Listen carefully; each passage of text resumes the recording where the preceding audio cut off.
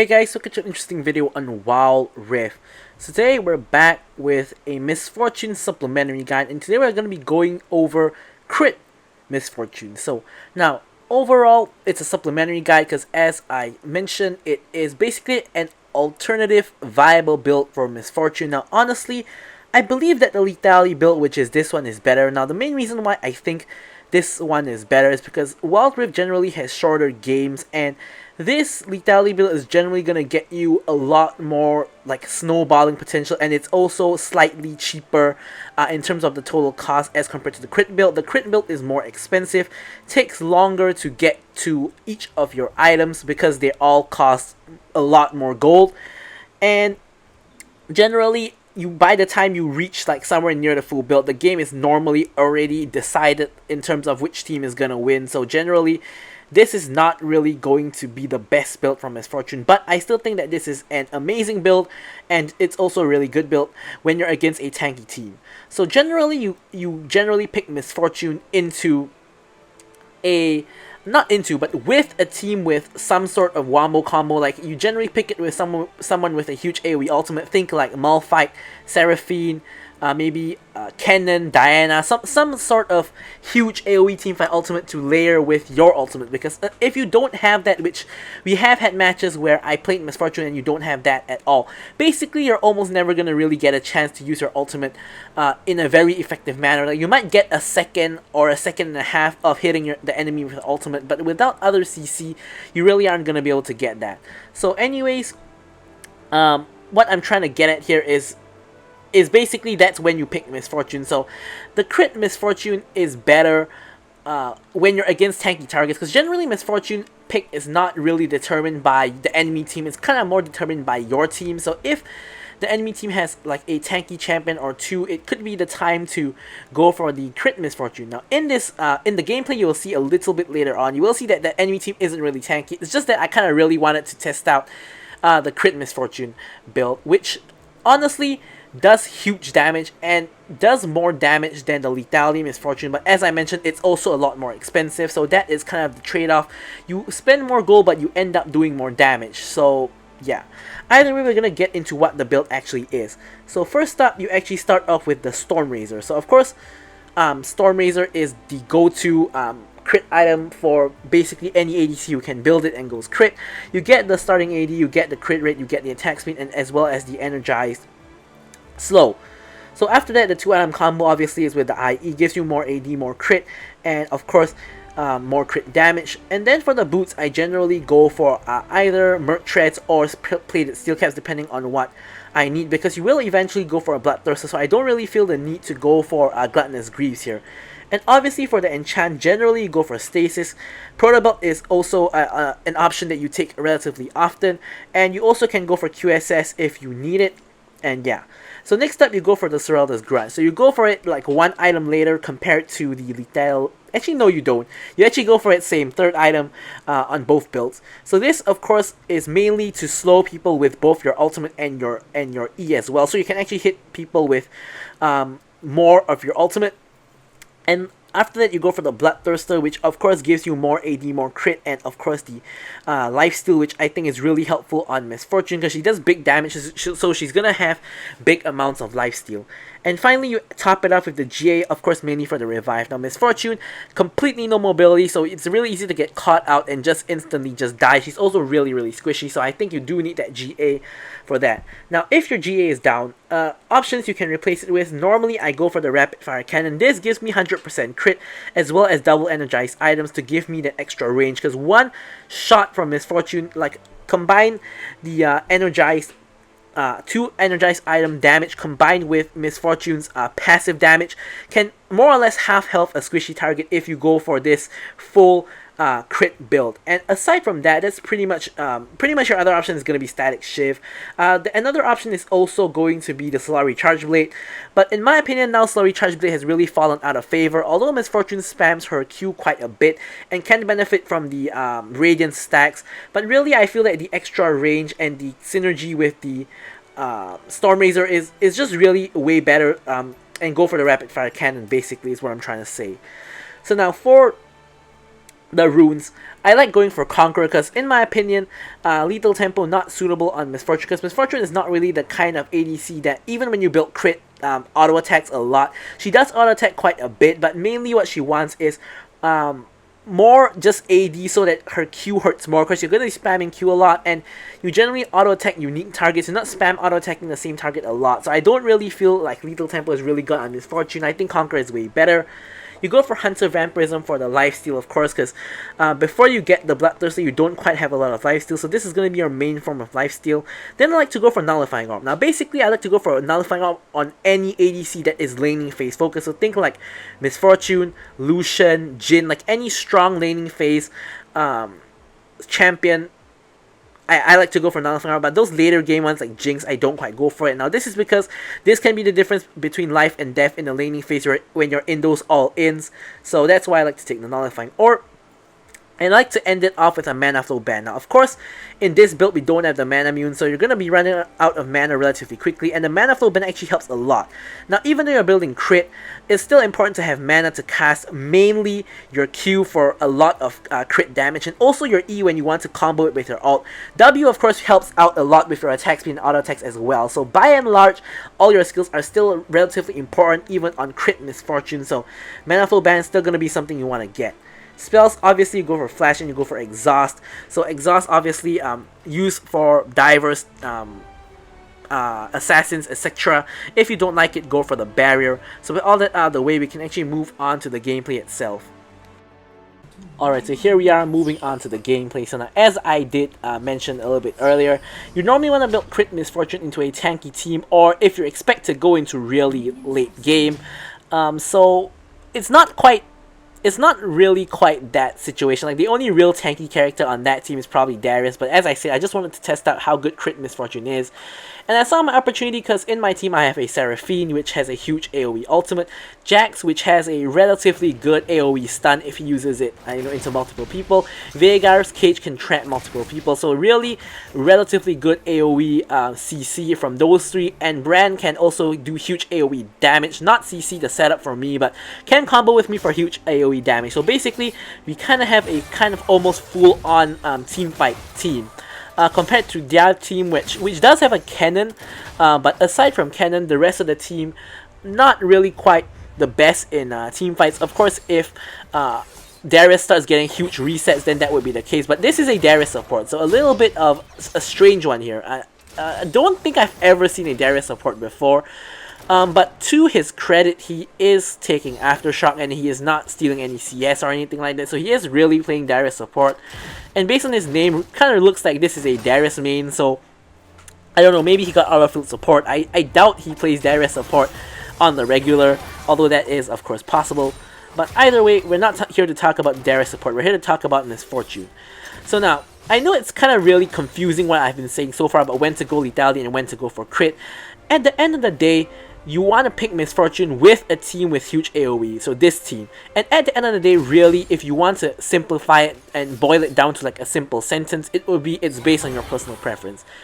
Lethality is cheaper but does less damage, and crit is more expensive and does more damage. So basically, the reason why lethality is generally more popular is because number one, you have more mana, you have more safety because of Age of 9 and because of Mana Mune.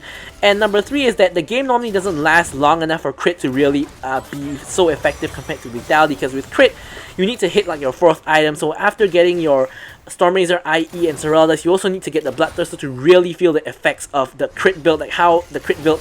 It's only at that point that crit build kind of does more damage than the lethality build. So really, you kind of need to reach that point, and you need a lot of gold to reach that point. So if you're like snowballing, maybe you want to go for crit, but it basically at the end of the day, as I said, it's basically just personal preference as to which build you kind of really want to go.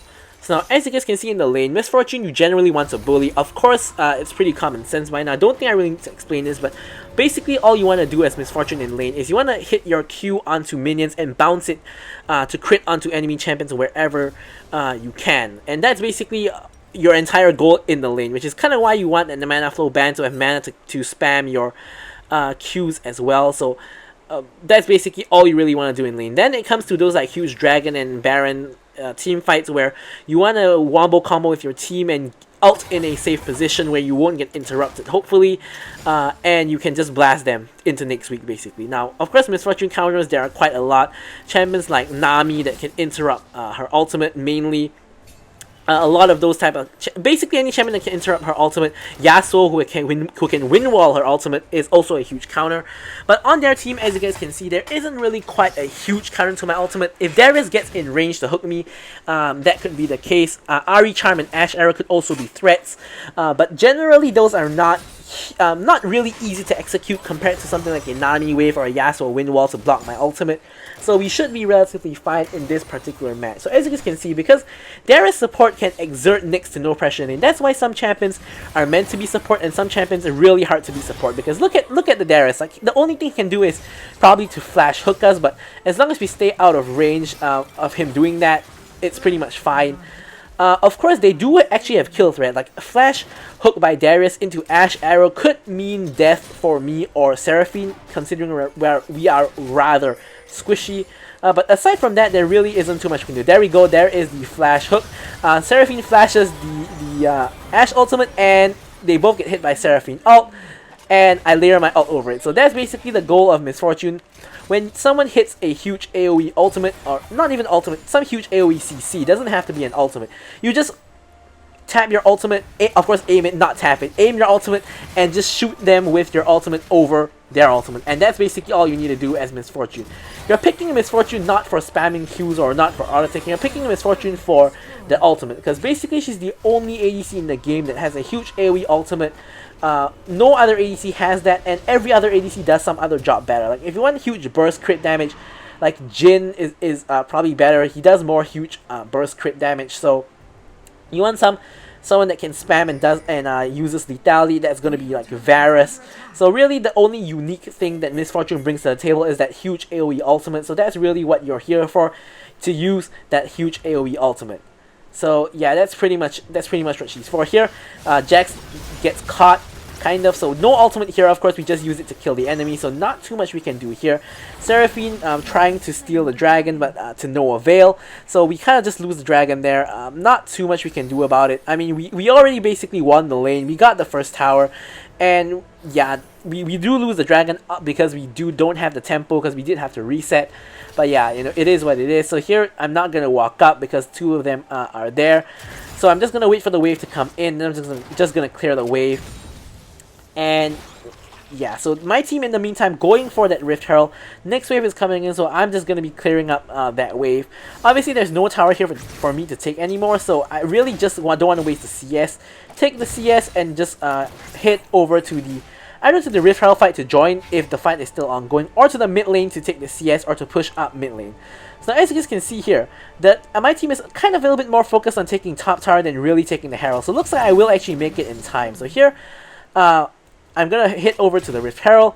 I'm not going to care about the wave. Here you see Ahri ults and charms me, and I'm going to have to flash the wall, ignites me as well, uses literally everything she has to try to kill me. But I do manage to survive on a sliver of HP, didn't have to pop the flash and exhaust there myself. So overall, both of us traded all sums for all sums. She did pop the ult as well. Now I did want to recall, but I still have my entire team alive going for the Rift Herald, and I still have my ult as well. So I am kind of just sticking around the area to see if like a fight happens, and I do have the opportunity to just ult people in the backline, from the backline I mean, and basically that's all I'm trying to do. But turns out that the entire enemy team basically just retreats to somewhere, and me and Seraphine are basically gonna get a free mid lane tower. Rengar in the meantime is getting a free kill on the Veigar, but trading Veigar for mid lane tower is a deal I'd take any day of the week. Here Darius kind of basically just walking up and taking a lot of free poke, which is the problem with a Darius support. It's not like he's a Thresh that can catch people from long range. He only has that short range hook, so it really doesn't quite work out. Either way, we already have Stormrazor. We have Merc Treads this game because we have like Ash Arrow, Ahri Charm, Darius Hook, Cannon Ultimate, you know, etc. A lot of CC. So we're gonna get that Merc Treads for the MR and also for the CC reduction, the tenacity. And here Ahri comes in. The enemy team takes the Rift Herald, but in the meantime, I'm gonna blast the Rengar with my ultimate. Sometimes a one-man ult can be effective as well. Ahri survives on the sliver of HP. Cannon comes in 1v4 and basically just get blasted by me. Ashe nearly dies as well off that bounce onto her, but unfortunately she does live with 1 HP, and we can't really chase the Ashe. I mean, Seraphine does try to chase the Ashe, but it doesn't quite turn out too well. Gets comboed by the Ahri and Darius, and just dies. So a little bit unfortunate there. Couldn't quite pick up the kill. But yeah, you will see, as of now, we're not doing too much damage yet. We're doing decent damage, of course, especially on the first hit.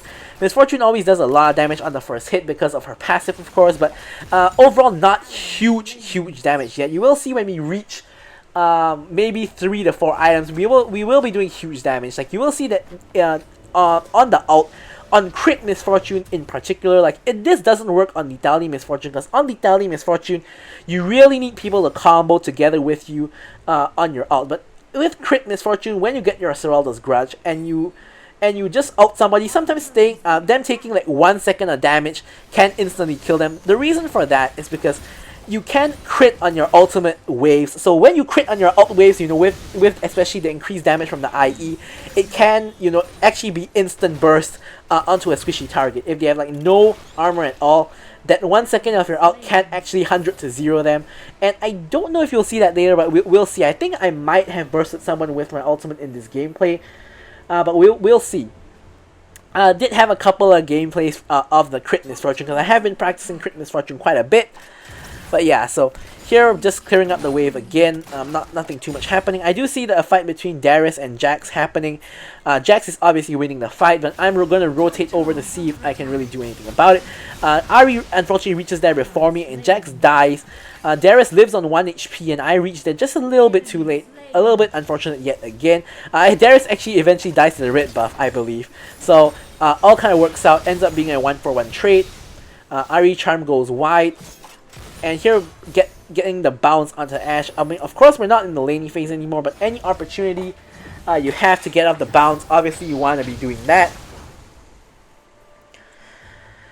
And yeah, so as of now, we're basically Miss Fortune in the neutral game is basically just farming, as you guys can see. And you basically either want to just poke people who are behind their own minions with your Q in the neutral game, or if not, the only other thing you can really do is just kind of wait for team fights and, you know, just wait for team fights to use your huge ultimate. So here, Cannon ult and Ashe ult already used up, so we have a huge advantage in this dragon fight because Cannon has no ult, Ashe has no ult, so we should be easily winning this team fight.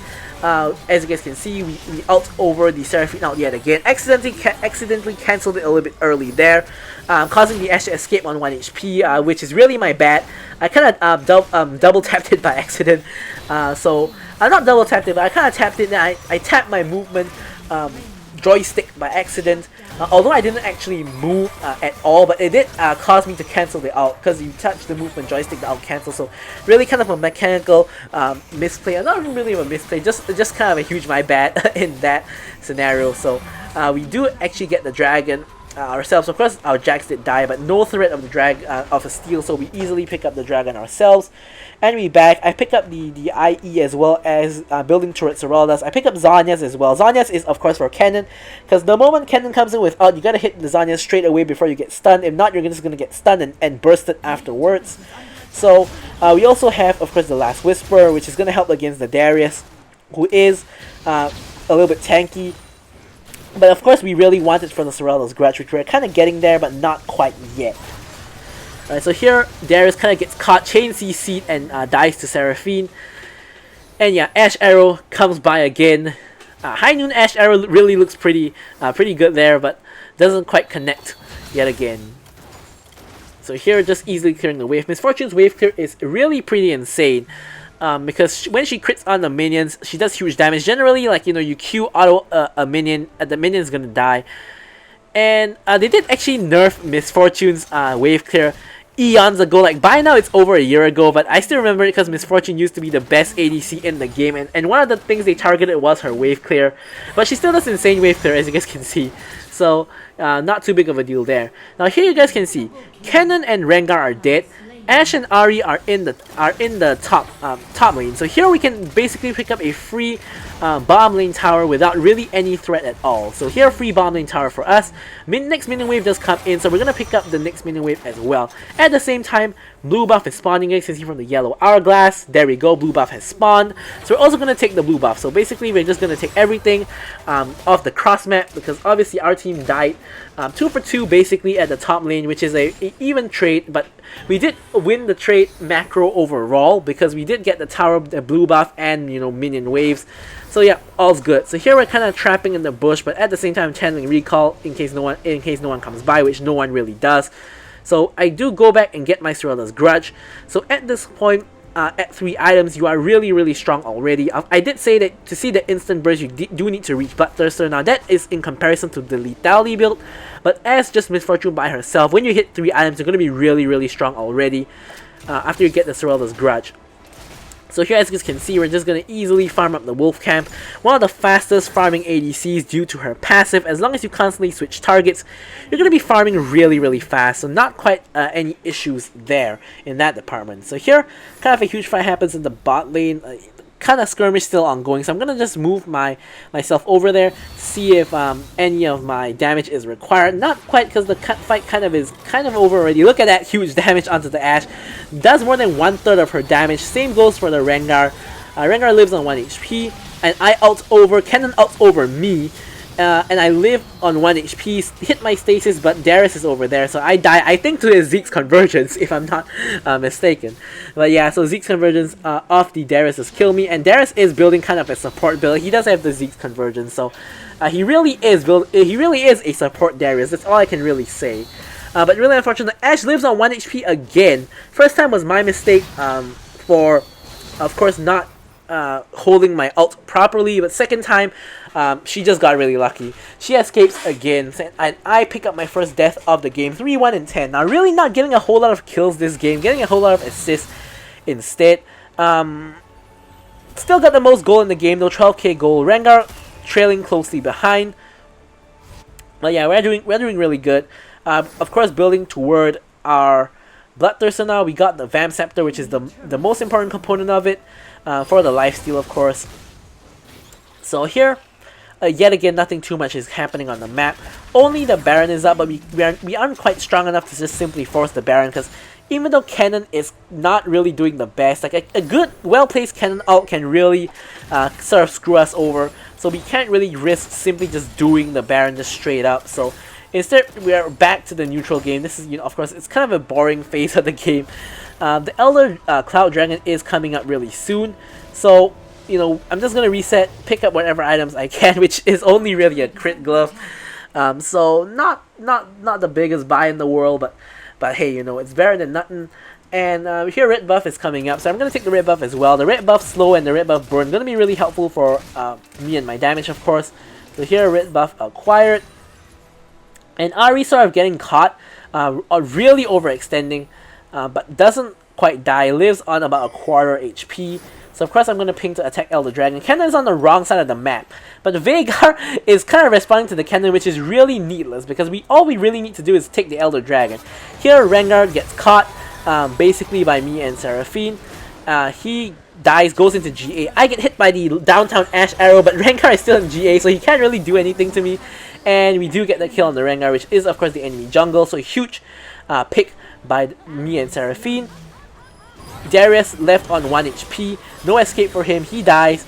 Ahri gets ulted by me. Look at that, that's what I was talking about. Ahri, look, if you take a look at the right hand corner of your screen, Ahri is on literally 1 HP, just off like a second of my ultimate. That's what I'm trying to say. Like when you reach like 3 items, like you can instantly melt people with your ultimate because of that crit damage on your ultimate. So here Jax, of course, on the Elder Dragon. Hawkshot spots it, but what can you really do about it without your jungler? It's going to be a free Elder Dragon for us, and combined with our Infernal Dragon, that's going to up our damage by a considerable amount. So we're going to pick up that Bloodthirster. So we're really kind of basically not at max strength because you could still hit another 4th crit item, but basically this is about as strong as it's gonna get because even with the last item, Guardian Angel gives you the armor, gives you the attack damage stats, but it's not a huge difference in terms of your damage. 40 AD is nothing to scoff at, of course, but basically at this point, in terms of attack, in terms of not attack damage, in terms of the damage that we do, we're basically almost at maximum already. So we're gonna be doing huge damage. Now, if we face that Ahri again, the ult is gonna kill her this time. It's not just going to let her escape with a sliver of HP this time. So here we have the Elder Dragon, of course. We are really ahead of the enemy team, 8k gold ahead. So really at this point we can more or less do what we want as long as we don't get ourselves caught or take a stupid fight.